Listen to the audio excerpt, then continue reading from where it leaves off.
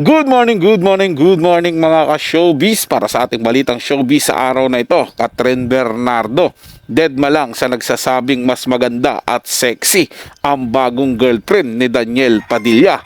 At ang balitang showbiz na yan ay hatid po sa atin ni Showbiz Trend Update. Nasa description po yung link na kanyang channel, bisitahin po. At pakisubscribe na rin at huwag din pong kalimutan na mag-subscribe dito sa ating channel at hit ang notification bell para laging mauna ka sa mga bagong balitang showbiz. Panoorin at pakinggan ang buong detalye at kayo na ang humusga. Welcome back sa aking channel. Bagong girlfriend umano ni Daniel Padilla na taga Baguio na sobrang ganda at bata pa daw, deadma lang kay Kathryn Bernardo. Panuurin at pakinggan ang buong detalye.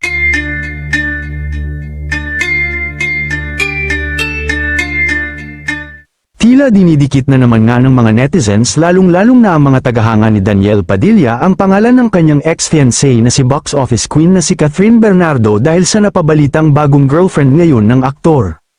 Kinukumpara kasi ito sa aktres ngayon ng mga fans ni Daniel na mas maganda at mas bata pa daw ito kay Kathryn na kasalukuyang nakatira at nag-aaral ngayon sa Baguio. Matatandaan nagsimula itong kumalat sa social media nang isiwalat ni Christy sa kanyang YouTube channel ang tungkol sa bagong love life ng binata na talaga nga naman pinag-usapan ng husto.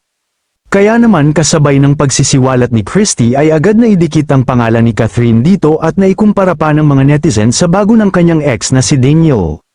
Marami kasi ang nagkokomento na mas maganda pa daw ito kay Kathryn at mas bata pa. Pero syempre hindi naman nagustuhan ito ng fans ni Kath at palagi nilang sinasabi na, mas maganda pa rin si Kathryn at mas sikat, bukod dito ay sobrang yaman pa daw nito.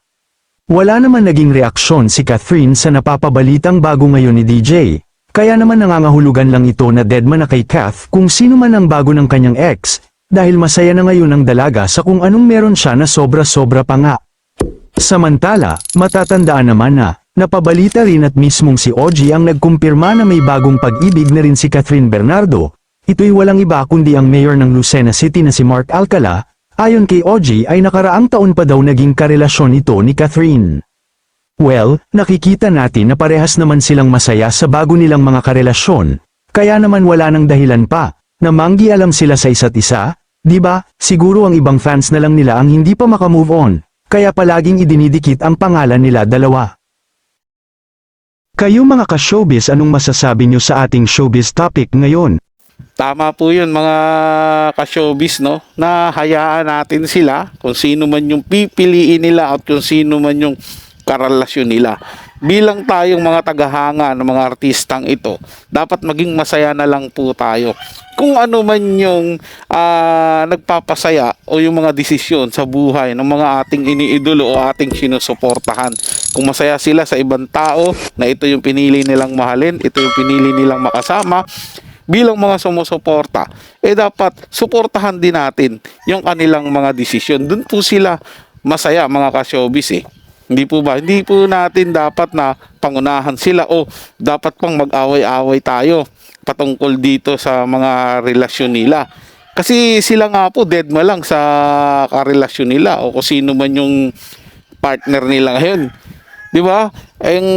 Sa atin lang, bigay lang tayo ng suggestion, ng ating komento. Kung ano man yung nakikita natin sa kanila. Pero wag natin alis yung suporta at pagrespeto sa mga desisyon na ginagawa po ng idol natin. Pero ako bilang gumagawa ng content nito, ito po yung aking opinion patungkol sa relasyon.